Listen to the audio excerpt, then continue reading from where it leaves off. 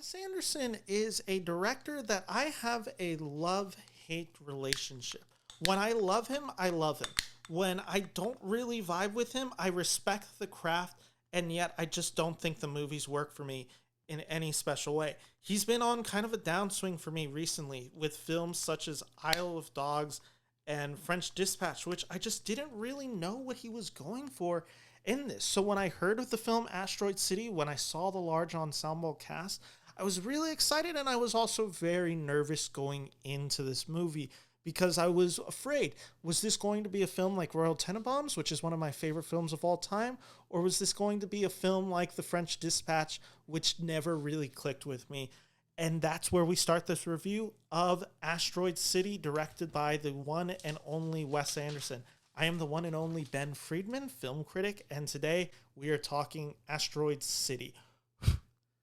So Asteroid City stars an incredible ensemble cast, including, I'm just going to read a few names. I'm just going to list some people for you. Jason Schwartzman as our lead character, Augie, Scarlett Johansson, Tom Hanks, Jeffrey Wright, Tilda Swinton, Bryan Cranston, Edward Norton, Adrian Brody, Maya Hawke, Steve Carrell, Willem Dafoe, Tony Revolorius, Sophia Lillis, Margot Robbie, Hong Chau's in this movie. Just an all-star cast. Asteroid City is set in a 1955 fictional American desert town where a junior stargazer convention is disrupted by world-changing events. This film is, like I said, I was nervous going into Asteroid City. I really wanted to love Asteroid City. I sat down, I was watching it, and my initial reaction after seeing it was, this is one of Wes Anderson's best films. Oh my God, I loved what he achieved in Asteroid City. I was so happy. I felt like I was on cloud nine. Asteroid City is so rich. It's so full of text. I was so emotionally moved with Asteroid City. So let's just talk about some of the elements that I thought were brilliant, because you're not going to really hear a lot of negative reviews or negative thoughts from me, I should say, for my review of Asteroid City.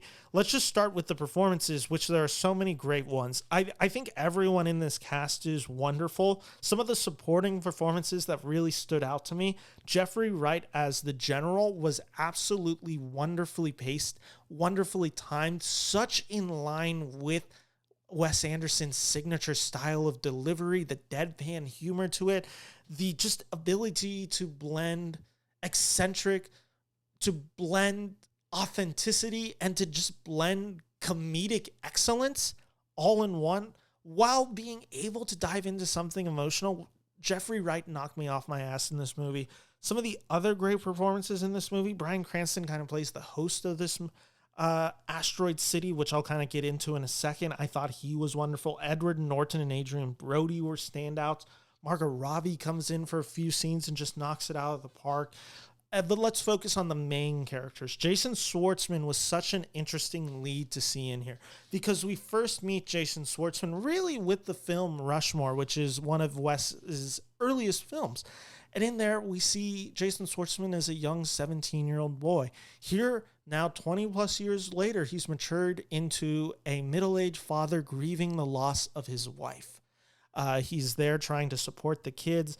He then, on this journey, meets this character named Midge, played by Scarlett Johansson, an actress, and they kind of start this soft will they, won't they love affair in this movie, and it's a film processing grief. You can really feel the fact that Wes Anderson was locked in COVID during the basically writing of this movie. This is a movie about isolation, about death. This is a movie about struggling to find place, to find companionship. And what if one day you're all just isolated and stuck in your homes and you just have to live with your life as it is? It's a very complicated, it's a very complex story. To add further complexities, this movie is essentially a play. We have Bryan Cranston serving as a Twilight Zone type narrator in the corner of the film for sections of it, where he is explaining basically that what we are watching is a fictionalized play with actors playing these roles. And this is all based on the writings of this one man played by Adrian Brody, and Edward Norton, who really, like I said, take front and center for this. It's such an out there project. It really dives into the psychoses of Wes Anderson and where his eccentricities come from. It dives into some of the repressed emotion that Wes Anderson's films are capable of.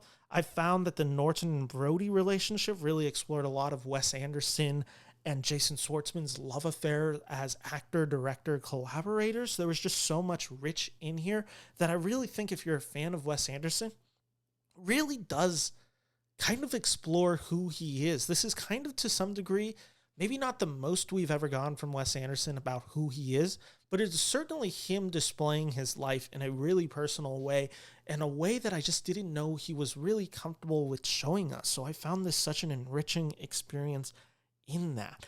There's so much to this movie. Now, obviously, with it being a Wes Anderson film, the production design, the look, the sound, the color palette, they are all beautiful and they are all in service of the story, as is every performance in this movie. This film takes really big, bold swings, especially in the third act. Its narrative at times is very hard to follow, but essentially this film does just center around one idea and one idea alone. How do we move on from grief? And that's what Asteroid City explores. And how do we move on from the idea that our foundation, the core of us, is no longer what we believe it to be, and it is shaken? What comes from the human experience of learning something like that? What if it's in these crazy scenarios that Wes Anderson dives into in this movie? I don't want to give too much away about this movie, so there are reveals that happen, and they are so consequential to the story, and yet at the same time, they're almost backdrops. They almost don't matter to the story of Augie, played by Jason Schwartzman, and it's so powerfully moving. I just found it to be so enriching. It felt like a world that was fully lived out. Every character felt like they had a reason to be there. I just found something so special, so wonderful, and I was richly engrossed in what Wes Anderson was striving to achieve in this film. This film does fall short in a few scenes. Specifically, the narrative at times is extremely complex to understand. There are moments of this film that I still fully don't know and I'm still wrestling with. Now, while that may be a negative to some, for someone like me, that means it has a lot of rewatchability to it. I want to learn about this film. I want to listen to Wes Anderson talk about this film, and I just want to see what this film unveils each time, because each time I watch it, I think I'm going to learn something new about Wes Anderson as a filmmaker, as a director, as a writer, and as a person, artist.